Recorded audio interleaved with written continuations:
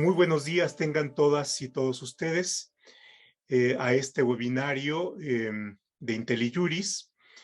El día de hoy trataremos un tema que ha estado presente en la discusión pública, que ha suscitado una polémica relevante, una buena cantidad de artículos de distinto tipo, de valoraciones políticas, de consideraciones jurídicas, y queremos analizar con mayor detenimiento el día de hoy varios de sus aspectos.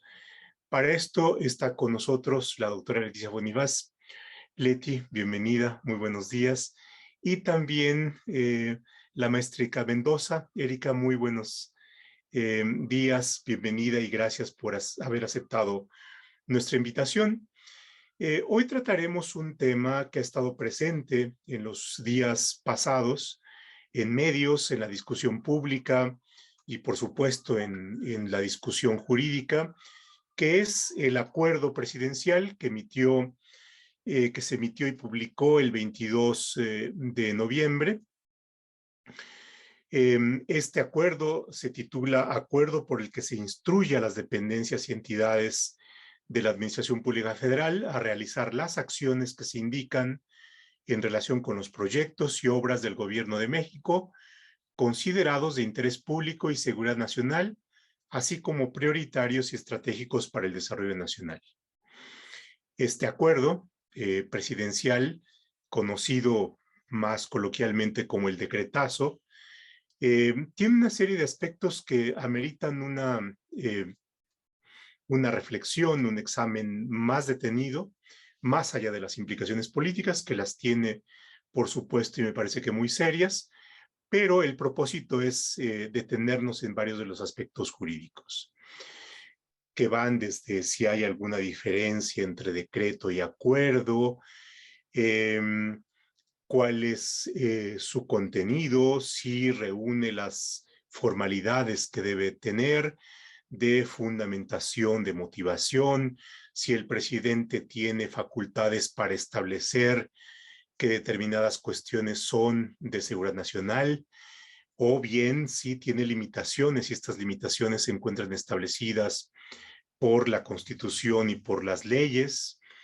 Eh, si en cambio tendríamos una reserva de ley en donde es la ley la que debe de o la que establece previamente cuáles son las cuestiones que son consideradas como seguridad nacional. ¿Qué implica que algo sea de seguridad nacional? Es una palabra fuerte y se emplea por algo. Eh, o bien qué significa estratégico, prioritario, cuál es su función en el ordenamiento jurídico, qué implica en relación con la contratación pública, qué implica en relación con la transparencia y el acceso a la información, qué implica en relación con algunas otras cuestiones, tales como la posibilidad de hacer consultas y o no. Y por supuesto también está presente el problema de cumplimiento eh, y de los efectos que tendría su cumplimiento, que no solamente tienen que ver con esto que es el propósito de acelerar eh, el avance de obras ya iniciadas, de obras de infraestructura, sino también aquellas que pueden darse.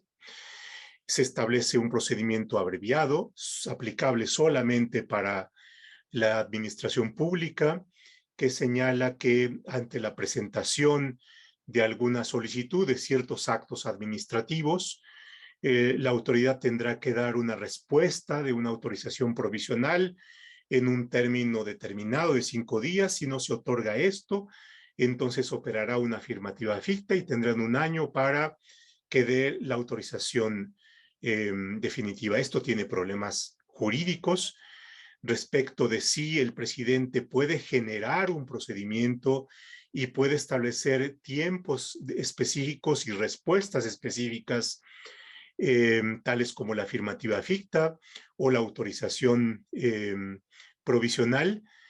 ¿Qué implicación tiene esto en relación con las leyes que regulan cada una de los sectores específicos que están comprendidos en el decreto?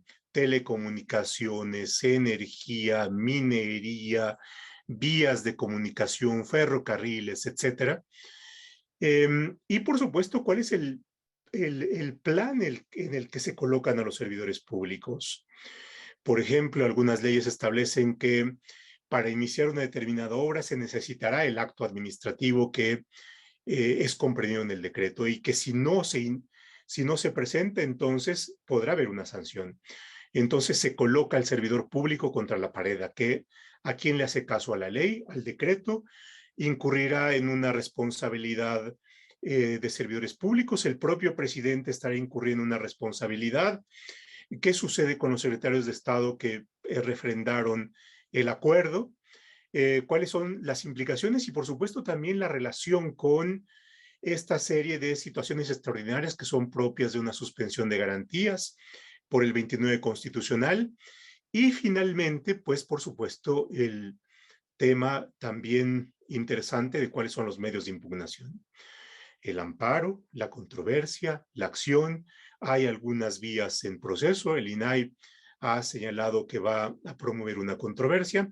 En fin, como ustedes pueden ver, se abre un haz de temas relevantes y pues necesitamos, después de todo este repaso y todo este mapa de posibles problemas, empezar por el principio, ¿no?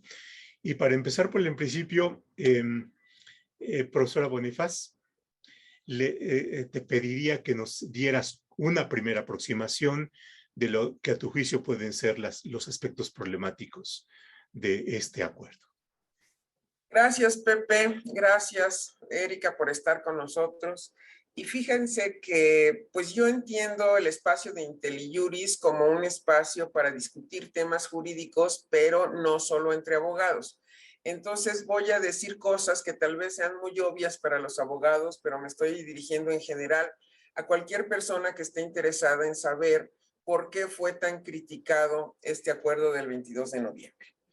De entrada, yo creo que nos sorprendió a todos. No creo que ningún abogado no haya tenido una reacción inicial de qué es esto, porque cualquiera que haya estudiado derecho constitucional y administrativo sabe que todos los actos de autoridad deben estar fundados y motivados. Entonces, cuando revisamos la fundamentación, desde ahí empezamos a ver lo que el profe Roldán está diciendo en relación a las leyes que dan el marco para sacar un decreto o un acuerdo. Entonces, de entrada, si se ve la fundamentación, está fundada en el artículo 26, que es el artículo de planeación, cuando este sexenio, en particular la planeación, ha quedado en un segundo plano, desde el inicio con el Plan Nacional de Desarrollo. Y luego te pone el 90 de la Constitución como fundamento. Y el 90 solo es el que dice que la administración pública será centralizada y paraestatal. Y después viene el fundamento en lo que uno esperaría serían las distintas leyes. Una ley que tuviera que ver pues con obra pública, con telecomunicaciones, con medio ambiente, con las materias de las que va a hablar. Y no, solo están los artículos en general que dan facultades desde la Ley Orgánica de la Administración Pública Federal para el actuar de las dependencias. Es decir, el 27 que da las facultades para gobernación, se salta en el 28, viene el 29, 30, defensa, marina y así. Entonces, todos los artículos en general.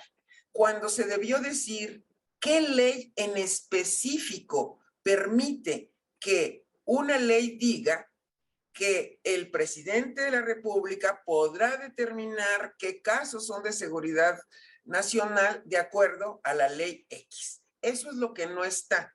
Por eso podemos decir con total seguridad de que esto no tiene fundamentación, aunque parezca fundado, porque fundar en el 90 constitucional, fundar en el 26 o fundar en las propias atribuciones de la dependencia, pues es algo realmente inadecuado. Luego pasaríamos a los considerandos, en donde ahí se ve que se quiere referir a todas las obras prioritarias de este sexenio. Me llamó la atención que se usa el término Gobierno de México, porque el gobierno de México jurídicamente no existe. Hay un gobierno federal, un gobierno estatal, un gobierno municipal, y no podemos hablar del gobierno de México como una persona jurídica desde el punto de vista del derecho constitucional y administrativo. Luego vienen los contenidos de los que ya vamos a hablar, pero me interesa el tema de los refrendos. Normalmente los decretos y acuerdos ya solo se refrendan por el secretario de Gobernación desde hace muchísimos años, no solo atendiendo a la materia, porque esto dificultaba mucho estar buscando firmas todo el tiempo y con un acuerdo presidencial, un decreto, bastaba que llevara el refrendo del secretario de Gobernación. Pero aquí refrendan todos, y de todos los refrendos, a mí el que más me llama la atención es de la función pública, porque sería el indicado para saber, ahorita vamos a hablar de responsabilidades, quién es responsable si firma algo para lo que no está, para lo que no es competente. Entonces, que él mismo determine que esto con el refrendo está bien, ya es un motivo de preocupación. De todos los refrendos, es la función pública la que llama más la atención. Para ir terminando esta primera intervención, yo sí creo, y lo digo claramente, un acuerdo como este debió ser frenado por las instancias jurídicas de todas las dependencias y de la Consejería Jurídica de la Presidencia, porque ese es el papel que se juega. Muchas veces los abogados somos aguafiestas, porque muchas veces tenemos que decir no se puede o esto no puede ser así. Si tú dices que sí se puede a una decisión de otro tipo que tiene que tener el cariz jurídico, entonces llegamos a situaciones como este acuerdo.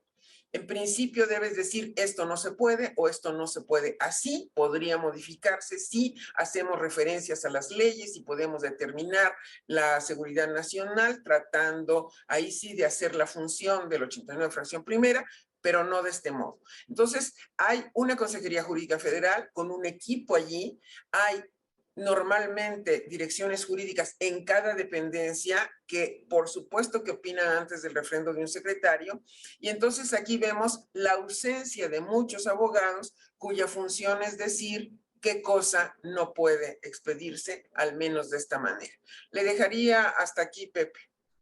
Muchas gracias, doctora Bonifaz. Planteaste ya una buena serie de temas que tienen que ver con la fundamentación y que nos permiten ir calificando las posibles irregularidades. Está desde ausencia de fundamentación indebida, fundamentación insuficiente, fundamentación, en particular en una materia en la cual tenemos una ley específica, la Ley de Seguridad Nacional, ¿no? Y la Ley de Seguridad Nacional regula, por supuesto, la materia, y simplemente para poner en contexto y dar paso a lo que nos pudiera comentar Verónica, lo siguiente. Dice, para efectos de esta ley, la de Seguridad Nacional, se entienden las acciones destinadas de manera inmediata y directa a mantener la integridad, la estabilidad, la permanencia del Estado mexicano que conlleven a. Son muy pocas, así es que me daré una licencia para enumerarlas. La protección de la nación mexicana frente a amenazas y riesgos que enfrente nuestro país. La preservación de la soberanía e independencia nacionales y la defensa del territorio. El mantenimiento del orden constitucional y el fortalecimiento de las instituciones democráticas. El mantenimiento de la unidad de las partes integrantes de la Federación. La defensa legítima del Estado mexicano respecto de otros estados o sujetos de derecho internacional. Y sexto, la preservación de la democracia fundada en el desarrollo económico, social, político del país y sus habitantes. Es decir, tenemos una enumeración de causas que a mí en primera impresión son causas tasadas. No dice, y fracción séptima y cualquiera de aquellas otras que estime el Ejecutivo Federal para efectos de lo que sea, ¿no? Entonces tenemos situaciones muy determinadas. Es posible que tengamos casos de ambigüedad o de vaguedad o de generalidad. Ese es un tema que habría que ver, pero en principio las 6 que están en esta ley de seguridad nacional, en el artículo 3º, refieren a cuestiones muy, muy específicas que ameriten una situación extraordinaria, ¿no? Entonces, seguridad nacional tiene que ver con situaciones que ameritan una actuación que está seguida de excepcionalidad. Porque la excepcionalidad en principio es necesaria para enfrentar circunstancias excepcionales, ¿no? Lo que tendríamos que ver es si aquí las prisas por terminar obras forman parte, o las causas que impiden la terminación de estas obras o que establecen posibles retrasos podrían estar en el rango que exigiría la Ley de Seguridad Nacional y la posible interpretación de aquello que puede ser justificado por causa de seguridad nacional. Bueno, esto tiene que ver con una pieza que nos puede servir para las reflexiones, pero ya comenzamos con una primera cuestión, la posible hallazgo de insuficiencias, irregularidades, carencias, en fin. Y con esto de prolegómeno, Erika, bienvenida, por supuesto, y para tu primera reflexión. Perfecto. Muchísimas gracias a ambos. Sí, efectivamente, antes de entrar a los medios de impugnación, porque es de lo que me gustaría platicar, completando esta idea de la falta de fundamentación y motivación del acuerdo, efectivamente la fundamentación no da para la emisión del acuerdo, ¿no? Principalmente por lo que comentaban. Se viola el principio de reserva de ley y el principio de subordinación jerárquica, y básicamente, ¿no? Y en términos de motivación, completando un poco las ideas que expresaban, la motivación, dice, son cuestiones de interés público y seguridad nacional. Interés público es un concepto jurídico indeterminado, ¿no? ¿Qué se considera de interés público? Y ahí hay una súper falta de motivación en donde no se explica por qué estos proyectos o estas obras de gobierno federal se consideran de interés público. Y hay muchos precedentes ya de la Corte que indican que cuando se utiliza este concepto de interés público, se tiene que hacer un proceso de argumentación reforzado que reduzca esta discrecionalidad, ¿no? Y lo mismo en seguridad nacional. Si se llegase a considerar una cuestión de seguridad nacional, entonces se tendría que haber motivado por qué se considera que se encuadran en los supuestos del tercero de la Ley de Seguridad Nacional, ¿no? Pero independientemente de eso y sabiendo que hay muchas violaciones sustantivas o violaciones constitucionales, porque es lo que se ha estado diciendo mucho en el foro, me gustaría hablar sobre los medios de impugnación, poniéndome un poco la camisa tijosa.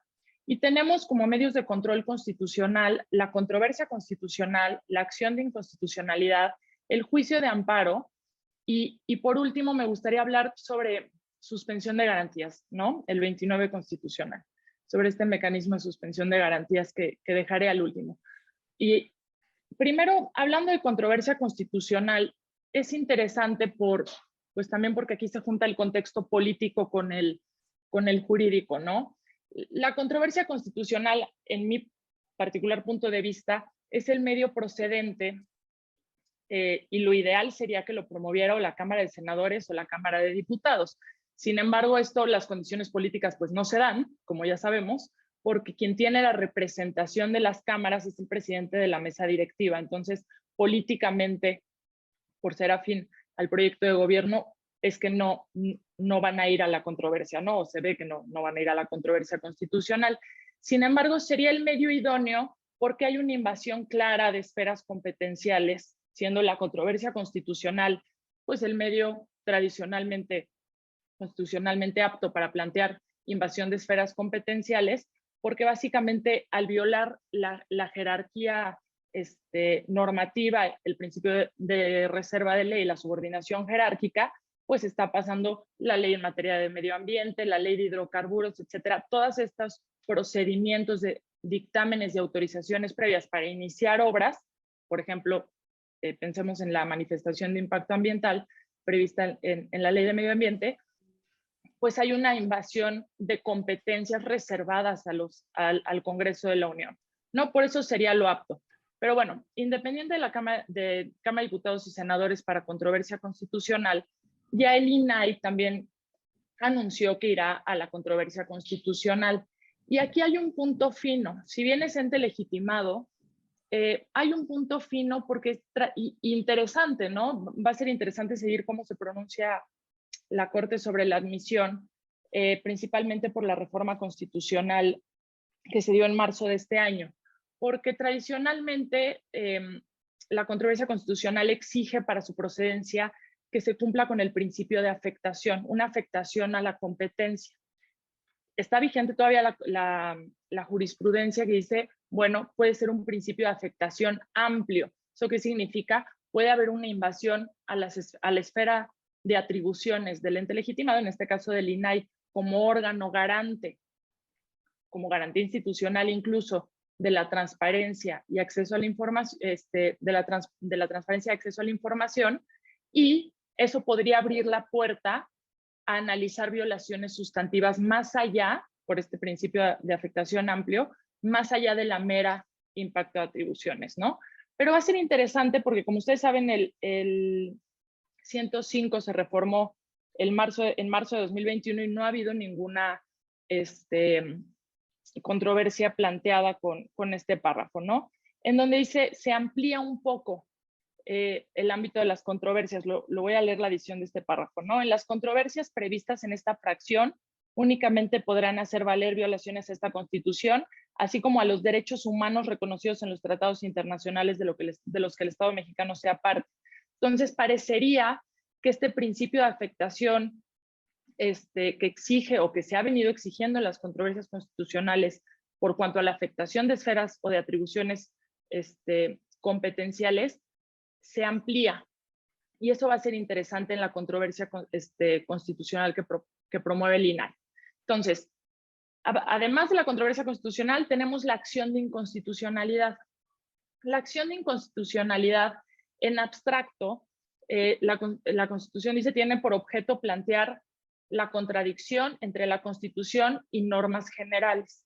Luego establece la lista, bueno, de entes legitimados y además qué tipo de normas generales puede impugnar cada ente legitimado, ¿no? O sea, aquí tenemos, por ejemplo, el 33% de la Cámara de Senadores y el 33% de la Cámara de Diputados. Sabemos que al menos la Cámara de Diputados, bueno, lo sabemos porque en el despacho lo estamos preparando y aquí hay muchos retos y por eso quiero detenerme aquí, van a promover acción de inconstitucionalidad. Lo cierto es que la Constitución establece que tratándose de Cámara de Diputados y Cámara de Senadores, podrán promover acción de inconstitucionalidad en contra de leyes federales. Este acuerdo presidencial no es una ley formal y material, es un acuerdo que tiene el carácter de norma general, pero no es una ley formalmente o materialmente ley, ¿no? Se promoverá. Lo interesante de promover esta acción también va a ser la admisión por parte de la Corte y no ha habido un pronunciamiento novedoso en esta materia a partir de la reforma en materia de derechos humanos de 2011 y la reforma del 17 de la Constitución.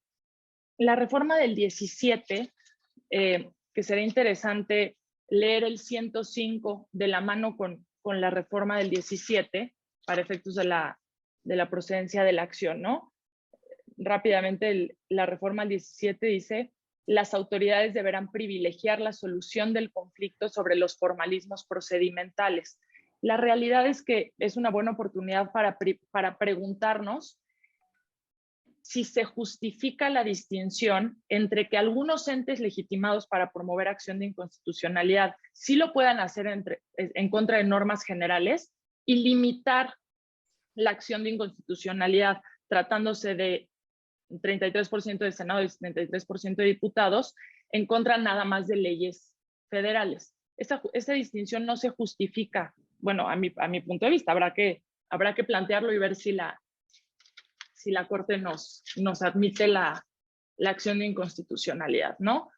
pero sí tiene que haber mecanismos de auténtico y adecuado control constitucional, ¿no? Eso es un poco hacia donde ha ido la evolución constitucional. Luego, tercer mecanismo de control constitucional, el amparo, ¿no? Ya se ha anunciado, o bueno, se ve venir una lluvia de amparos o muchos amparos, ya sea por interés jurídico, interés legítimo, y mucho se ha dicho sobre la procedencia de la suspensión como medida, ¿no? Y como que a mi parecer la discusión se ha ido sobre si procede o no la suspensión, porque ya se manifestó que es de interés público y de seguridad nacional y pareciera ser, se ha dicho que son candados para evitar que se den las suspensiones, pero yo me regresaría 3 pasos atrás, ¿no? Tratándose de amparos. En amparo en contra de normas generales, hay que distinguir si la norma general es autoaplicativa o heteroaplicativa.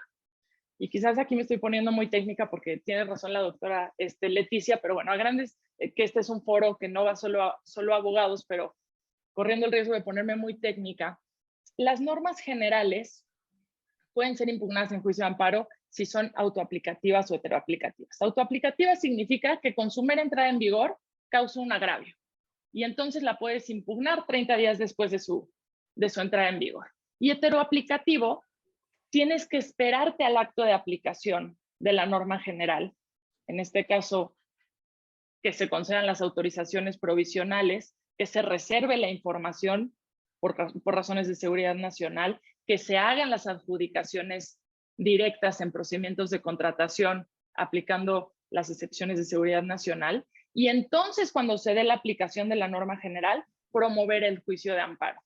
Y este punto yo creo que se tiene que discutir y se tiene que pensar mucho por quienes van a impugnar o buscar los medios de defensa en contra de este acuerdo presidencial.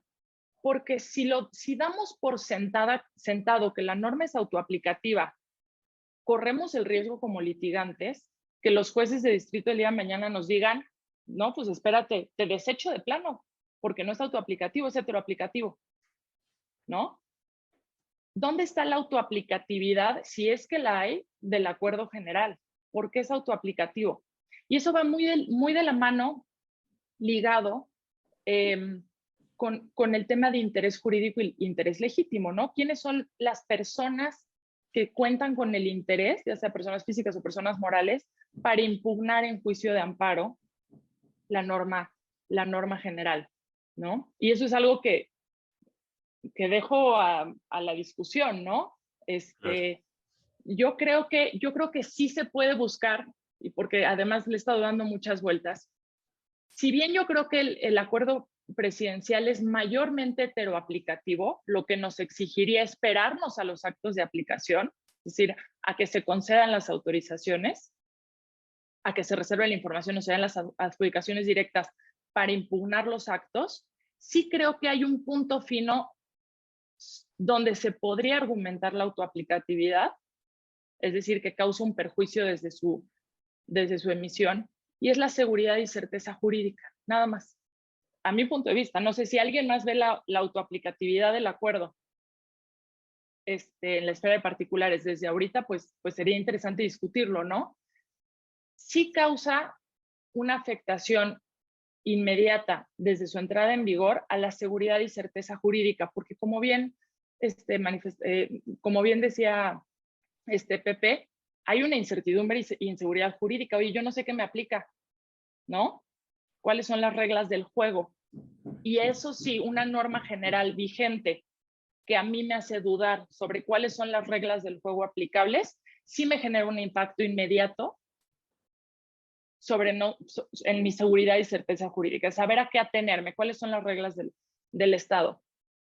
Pero la afectación medioambiental, la afectación de transparencia, la afectación de contrataciones, muy fácilmente te pueden decir, no se ha emitido ninguna autorización, pues si la información no está reservada, dice podrá reservarse por motivos de seguridad nacional, pero todavía no está reservada, ¿no? Digo, jugando un poco en términos, porque muchas veces los litigantes cometemos este error, ¿no? Damos por sentado que procede el medio y entonces ya estamos discutiendo sobre la suspensión cuando la procedencia del amparo no está tan clara. Y no es que yo quiera decir, no procede el amparo, sino hay que hacer una construcción o un planteamiento suficientemente sólido para que el día de mañana nos estén desechando los amparos, ¿no? Lo mismo con el tema de interés jurídico e interés legítimo.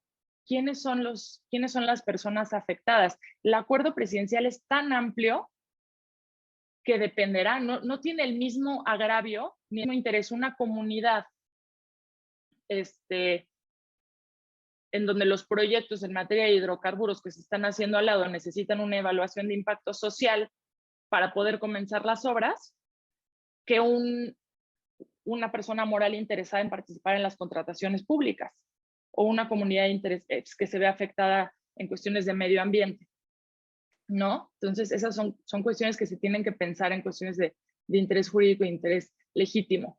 Y otra cosa sería interesante ver los planteamientos de los juicios de amparo y preguntarnos si podemos hablar de actos inminentes, ¿no? Para la procedencia. Porque esta norma general, digo, y jugando un poco ahora la otra cara, bien la defensa podrá decir, no es autoaplicativo, espérate al acto de ejecución, impúgnalo como heteroaplicativo.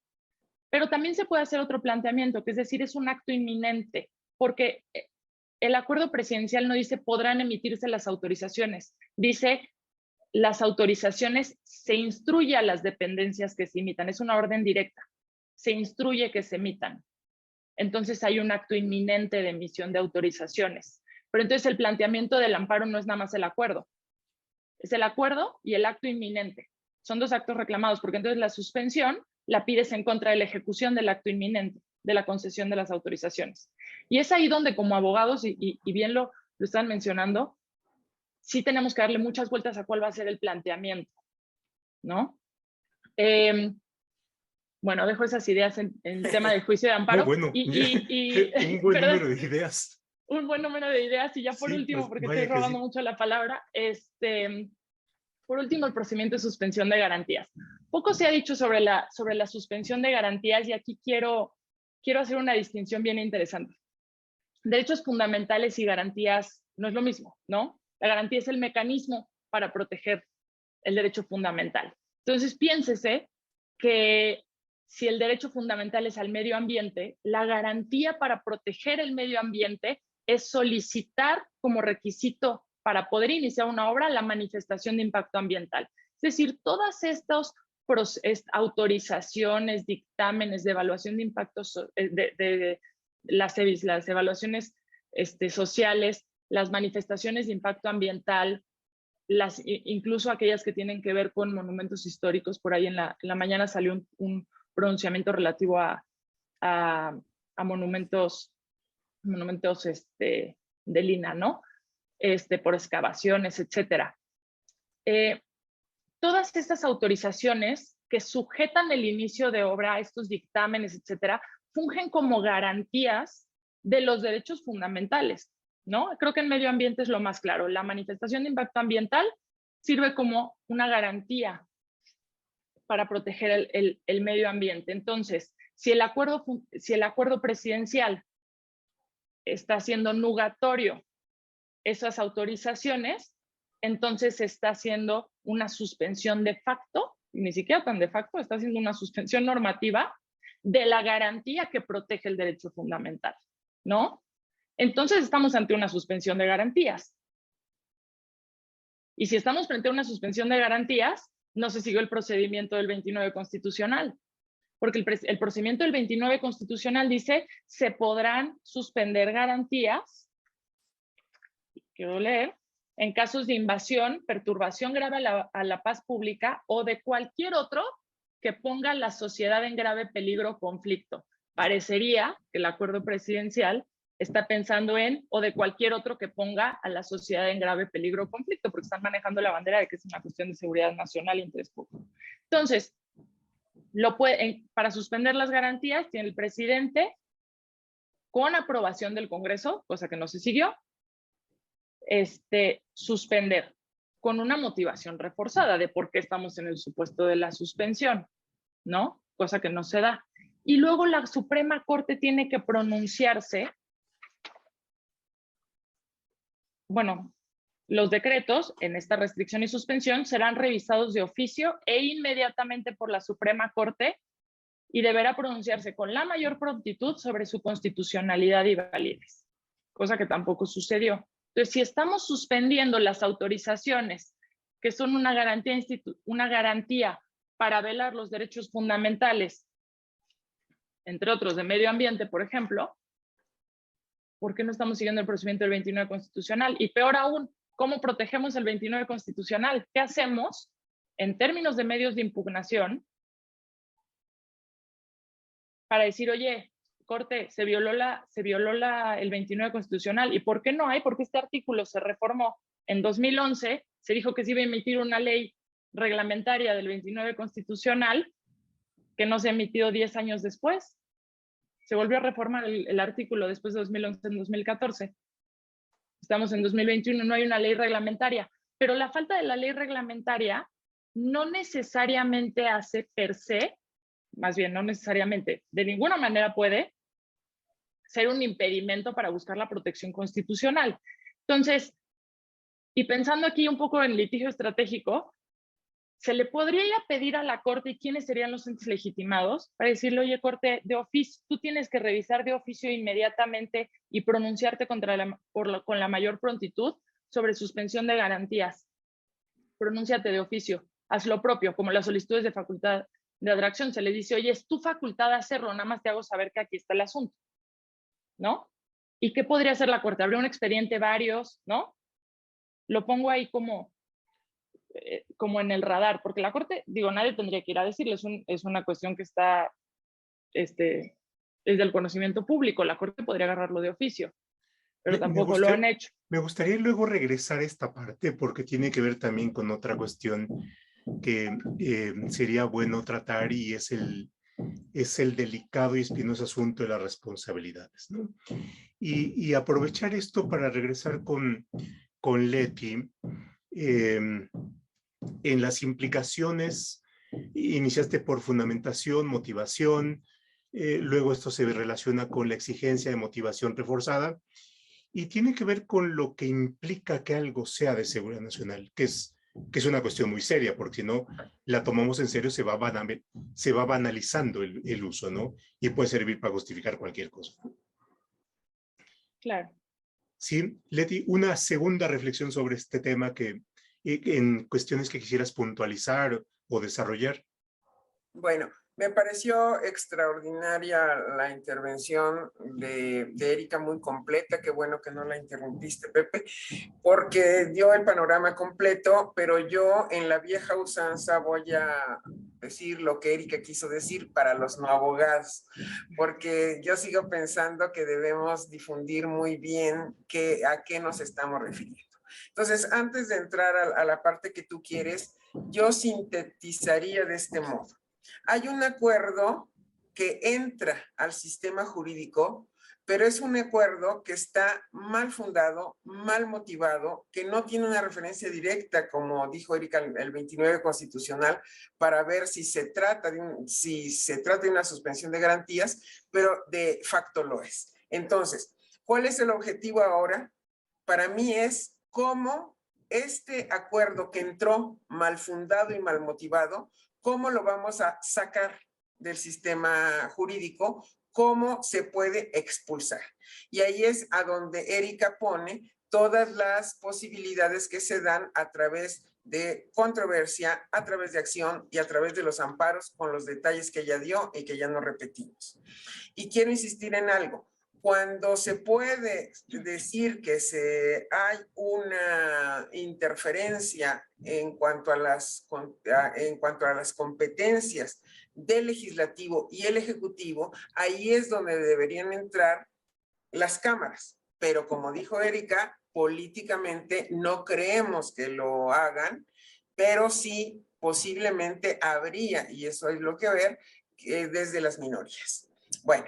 Ahora sí voy a lo que pides para que entremos al tema de las responsabilidades. Cuando hiciste la introducción dijiste algo que es muy claro. Tú eres un servidor público que normalmente sí aceptas instrucciones, pero sabes lo que tienes que hacer. Y lo que tienes que hacer es respetar las leyes. Y si aquí te dicen que se requiere una manifestación de impacto ambiental o una manifestación de impacto social, o si para este proceso necesitas este trámite que llega en tal tiempo y estás en ese proceso, ¿qué pasa si alguien te dice, pero no, da una provisional, inventada, sacada de la nada, sin sustento? Entonces, el acuerdo entra, pero entra y queda conviviendo con otras leyes que tienen mayor jerarquía y que deben ser respetadas por los servidores públicos.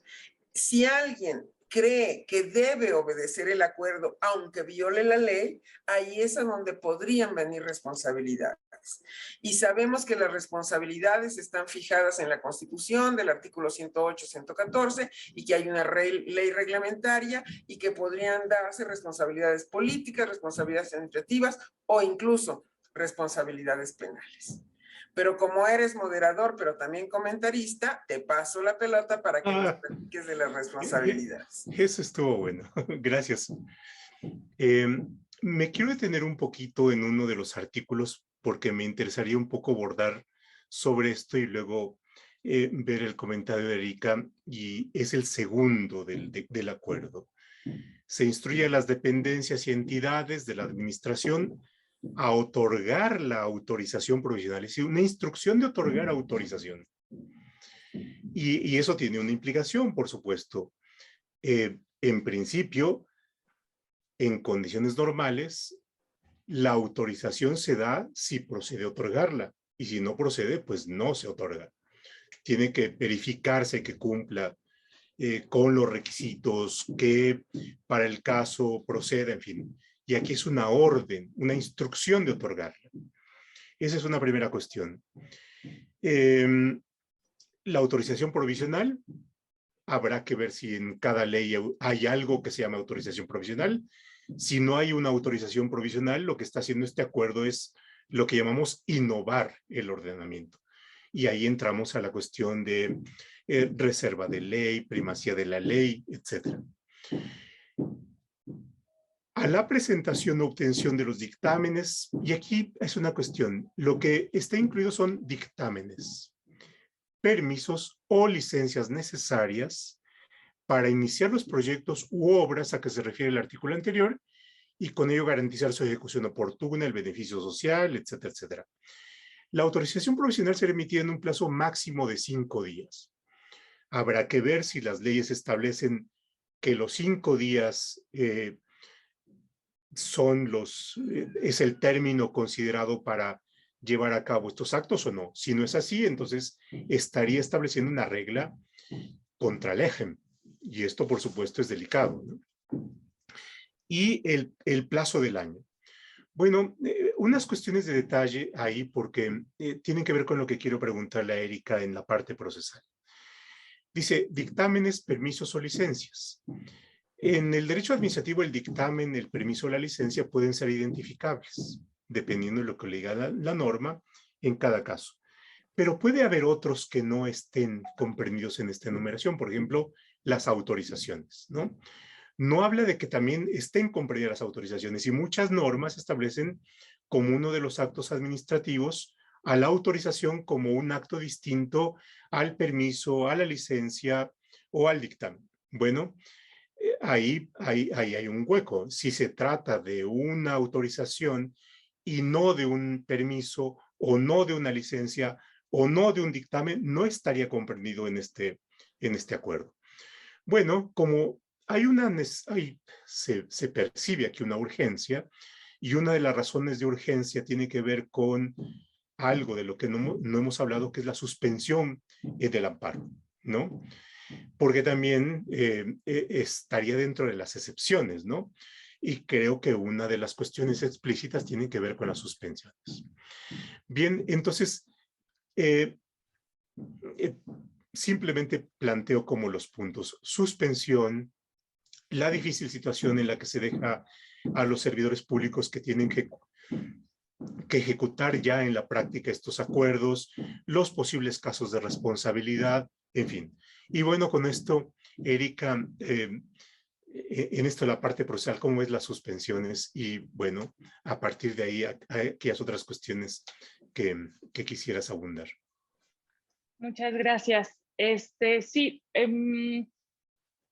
dos comentarios. Bueno, primero, antes de las suspensiones, efectivamente sobre tu comentario de que únicamente el artículo 2 del acuerdo se refiere a dictámenes, permisos o licencias para iniciar los proyectos, pero al mismo tiempo dice autorizaciones provisionales, ¿no? Entonces, esto sí tendremos que ver cómo es que aplican o cómo es que ejecutan más bien este acuerdo, porque en realidad daría lugar a entender, entre líneas un poco, todos aquellos necesarios para iniciar los proyectos u obras, ¿no? O sea, si uno lee el acuerdo en general, parecería que se refieren a todos aquellos necesarios para iniciar proyectos u obras. Quizás sí hay un vacío ahí en el tema de que solo refieren dictámenes, permisos o licencias, pero al mismo tiempo no dice dictámenes provisionales, permisos provisionales, dice autorizaciones provisionales necesarios para iniciar los proyectos. Entonces, en la ejecución del acuerdo, al menos yo sí vería venir, pues en general, cualquier acto administrativo, la emisión de cualquier acto administrativo necesario para iniciar las obras. Es como yo vería venir que lo van a ejecutar, pero eso pues tendremos que esperar, ¿no? Y ahora, sobre la suspensión, en el juicio de amparo, efectivamente, mucho se ha dicho, mucho se ha escuchado esta última semana sobre decir es que metieron interés público y seguridad nacional como conceptos en el intento de motivación del acuerdo para blindar el otorgamiento de la suspensión, o ni siquiera para blindar el otorgamiento de la suspensión, para revocar suspensiones ya concedidas en, no sé, juicios de amparo en contra de Tren Maya, ¿no? Por ejemplo, que hay varias suspensiones. Entonces, quizás están buscando revocarlas, como pasó en su momento con la revocación de la suspensión del aeropuerto, ¿no? Que se declaró de seguridad nacional y revocaron. Ahora, a mí no me preocupa tanto el tema de la improcedencia de la suspensión, y yo entiendo el precedente muy reciente, ¿no? De las revocaciones de la suspensión del aeropuerto, pero no necesariamente todos los jueces de distrito van a reaccionar de la misma manera, y porque la ley de amparo, si bien se establece que la suspensión no procederá cuando se trate de cuestiones de interés público y relacionadas con seguridad nacional, la propia ley de amparo dice se podrá conceder la suspensión independientemente de lo anterior en casos en donde la ponderación que realice el juzgador así lo requiera. O sea, si hay una ley de salida, si hay una norma de salida para concederlo. Y en realidad hay 3 jurisprudencias viejas, firmes todavía, de la séptima época, donde muchas veces son referidas a interés público y suspensión en el juicio de amparo, pero son aplicables también plenamente por la racionalidad de las mismas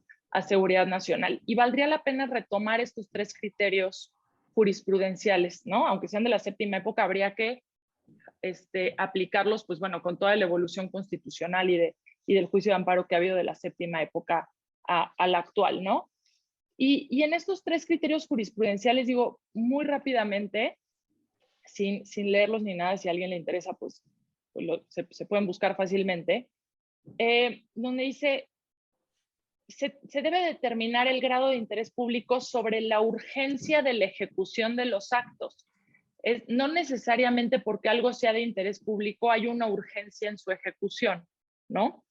Dice, se tiene que determinar el grado de interés público sobre la urgencia de la ejecución de los actos de cara al daño irreparable o injustificado que pueda generarse con la ejecución. Y más, tratándose, por ejemplo, de medio ambiente, es muy, muy alto el tema de la protección frente a un posible daño irreparable por la irreparabilidad de un daño generado al medio ambiente, ¿no? Es decir, no siempre que estamos frente a cuestiones de interés público / seguridad nacional implica negar per se la suspensión. Otro de los criterios muy interesante señala no solo buscar el apoyo formalmente o sea, no solo que la disposición normativa se refiere a sí misma como de interés público, significa prima facie negar la suspensión, dice otro criterio jurisprudencial. Se tienen que analizar las características materiales del acto, ¿no? Y Y lo mismo, ¿no? Determinar si hay urgencia o no en que se realicen y comparar los daños. A ver, si en la séptima época ya se hablaba de la ponderación de estas cuestiones para conceder la suspensión, pues digo, esperaría yo que con el avance constitucional y de derechos humanos que vivimos en la actualidad, pues mayor aún, ¿no? Entonces, yo no creo que todos los jueces de distrito, todos los tribunales colegiados vayan a reaccionar como se reaccionó en el tema de las revocaciones de suspensión en el aeropuerto. Pero hay que hacer planteamientos sólidos, sin duda, ¿no? Incluso hay que entrarle a la argumentación dura. Y ahora, por último, digo, sí me gustaría hablar sobre el tema de responsabilidades, a menos que quieran empezar alguno de ustedes con el tema de responsabilidades. Leti, ¿quisieras plantear algo sobre responsabilidades? No, Pepe, yo creo que la especificidad de lo que pudiera venir a nivel político, a nivel administrativo, incluso a nivel penal, hay que considerar que posiblemente se está viendo el horizonte a 3 años, pero habría que ampliarlo, porque cada vez que un servidor público estampa una firma, con todo, no puede ver solo las condiciones particulares del hoy, sino las consecuencias que tienen sus actos a futuro. Pero sí yo les dejaría que al menos tú eres el experto en esto, Pepe.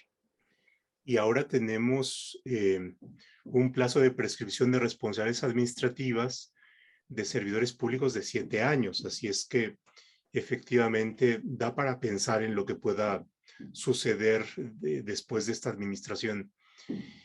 Y normalmente se demoniza a los trámites. Y bien merecido tiene esa demonización. Es como el octavo círculo de Dante cuando uno hace un trámite, pero bien entendido, un trámite tiene como sentido proteger un bien público, el medio ambiente, por ejemplo. Y por supuesto, el gran riesgo es que medio ambiente, bienes arqueológicos, recursos naturales, sean destruidos en el año que dure la suspensión provisional, perdón, la autorización provisional, y se otorgue la definitiva, ¿no? La autorización del permiso o del dictamen o de lo que sea, ¿no? Porque son bienes irreparables. Entonces, yo creo que el sentido está ahí. Otra de las cuestiones es si un particular quiere iniciar un trabajo y el Estado por otro, tienen distintos carriles. Es decir, el particular tendría que agotar la vía normal de la autorización, del dictamen, del permiso, de la licencia, pero por otra parte el Estado tiene una vía rápida, ¿no? Y eso también podría plantear un posible argumento de igualdad, de afectación de igualdad. Entonces, habría que ver el caso, por supuesto, pero eso tiene. Y sí, en los siguientes minutos, dado que el tema de responsabilidades lo ha planteado como algo en lo que quieres, Erika, centrar tu comentario, adelante. Muchas gracias. Sí, a ver, porque ya hablamos un poco del tema de fundamentación, motivación, ¿no? Del fondo de las violaciones sustantivas a la Constitución, de medios de impugnación que se están preparando pues en estos días y que veremos la admisión, la suspensión, etcétera. Pero, ¿qué pasa después, no? O sea, ¿cuáles son las consecuencias en los servidores públicos de realizar actos abiertamente contrarios a la legislación y a la Constitución, ¿no? Y en lo personal, cuando salió el acuerdo y lo leí por primera vez, dije, mi primera reacción fue, va a haber una renuncia en bloque, quizás en mi inocencia de mi juventud, dije, va a haber una renuncia en bloque de secretarios de Estado. Hoy en la tarde van a renunciar 2 o 3 y nadie, ¿no? Porque uno esperaría que lo mínimo es que si a un secretario de Estado le dicen, oye, viola la ley que tienes a tu cargo de su ejecución, que digas, renuncio, ¿no? No lo voy a hacer. Pero no, bueno, incluso lo suscribieron todos.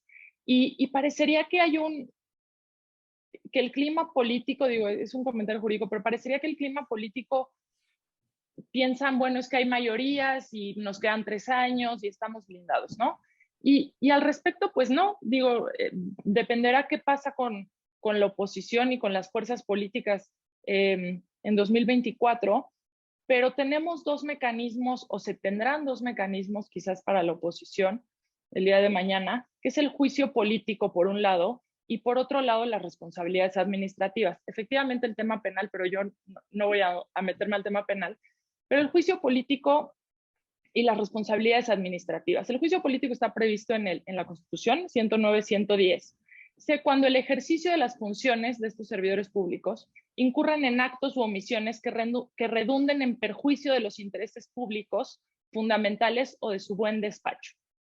El juicio político se lleva a cabo ante la Cámara de Diputados como y la Cámara de Diputados formula una acusación formal a la Cámara de Senadores y procede, si es que es procedente, la destitución del cargo y la inhabilitación de 1 a 10 años. ¿Cuánto tiempo se tiene para promover? Digo, pensando ya a largo plazo, no los medios de impugnación de ahorita, sino pensando en los próximos años. El juicio político se puede instaurar durante el tiempo que dure el encargo, en su encargo, el servidor público, llámese en este caso secretarios de Estado, o hasta un año después de que finalicen su cargo. Entonces, pensemos en 2024 y que gana la oposición, la mayoría en el Congreso de la Unión. Entonces, los secretarios de Estado tienen que tener cuidado de qué actos están, de qué tipo de actos y qué tipo de autorizaciones van a emitir ahorita, porque si en 3 años gana la oposición, van a tener un año para iniciarles un juicio político que los puede llegar a inhabilitar por 20 años, ¿no? Entonces ahí es donde se mezcla mucho el mecanismo jurídico y el clima político que va a pasar en 3 años. Porque este juicio político, bueno, está regulado en la Ley Federal de Responsabilidad de Servidores Públicos y efectivamente es violación a derechos humanos y cualquier infracción a la Constitución, ¿no? Entonces, cerrando juicio político y abriendo responsabilidades administrativas, efectivamente, como bien lo comentaban, las faltas administrativas, bueno, ustedes saben que se califican en no graves y graves, y el plazo de prescripción en no graves es de 3 años a partir de que se cometen las infracciones o de que cesan los efectos de la comisión. Entonces, no son 3 años a partir de ahorita, son 3 años a partir de que cualquier tipo de ejecución que se le pueda dar al acuerdo cesen los efectos, es decir, la ejecución probablemente de las obras que se consideran prioritarias para el gobierno, si es que, por ejemplo, hay daños medioambientales, ¿no? Y las faltas administrativas graves, como bien lo comentaron, prescriben en 7 años igual, a partir de que se cometen o de que cesan los efectos de su comisión. Entonces, o sea, ligando el tema del clima político, si bien es mucho más evidente el tema del clima político que se requeriría en 3 años para la procedencia de un juicio político, tratándose de responsabilidades administrativas, pues simplemente dependerá del cambio de la Secretaría de Función Pública y de ahí para abajo, ¿no? Porque inician órganos internos de control que dependen de Secretaría de Función Pública y se van al Tribunal Federal de Justicia Administrativa tratándose de responsabilidades graves para imponer las sanciones. Entonces, el mensaje un poco sería, no hay un clima de impunidad, sí están los mecanismos y sí en 3, 4 años habrá que ver qué pasa, ¿no? Depende de cómo se ejecute. Y bueno, con eso concluiría y pues muchísimas gracias por la invitación. Muchísimas gracias, Erika, en verdad. Bueno, estamos ya en la recta final del webinario, pero nos da tiempo para una última reflexión. Doctora Bonifaz. Gracias, Pepe. Bueno, yo creo que sí es un tema de preocupación cuando se da un acto como este, pero también saber que tenemos otros instrumentos para tratar de expulsar del sistema y que van a seguir funcionando otras cosas. Yo no creo que sea un aplastar y cancelar todo lo previo, porque yo veo muchas posibilidades de que las distintas leyes sigan funcionando con algo que dijiste que es fundamental. Si se protegen derechos a través, por ejemplo, de la ley del equilibrio ecológico o de las distintas leyes, hay un legislador racional que dijo que eso debe protegerse. Y aunque no lo crean, yo creo que sí existe la fórmula para evitar amparos. Y es fundar y motivar bien los actos de la administración. Así de sencillo. ¿Molesta que hayan amparos? Bueno, si haces las cosas, los amparos no los vas a evitar. Es un medio de defensa de los particulares frente a los actos de la administración. Entonces, no los vas a evitar, pero quieres que sean menos o quieres ganar, funda y motiva bien y haz bien tu trabajo jurídico. Pues muchas gracias. Erika, una última reflexión. Nada, pues habrá que ver, ¿no? Esperemos que más que autorizar, que se den cuenta un poco de los daños que se pueden generar, como dice la doctora, y que no emitan autorizaciones provisionales que puedan generar un daños irreparables, ¿no? Ese es al final del día el fondo del asunto. Claro, se ha dado paralelamente una rica expresión de consideraciones, de opiniones en el chat. Apreciamos a todos quienes han hecho algún comentario, a Rafael Ibarrola, a Carlos Antonio Soto, Gregorio Espinosa, al doctor Robert Sánchez Gil. Qué gusto tenerlo por acá, doctor. En fin, muchísimas gracias por sus comentarios. Les haremos llegar a nuestras invitadas los mismos para que los tengan a la mano. Y pues muchísimas gracias, Erika, muchísimas gracias, doctora Bonifaz, por haber aceptado esta invitación. Habrá próximas invitaciones, eso ténganlo ustedes por seguro. Y pues a todos ustedes que nos acompañaron, muchas gracias. Que tengan muy buenos días y nos estaremos viendo próximamente. Gracias. Muchas gracias. Muchas Una gracias. última invitación.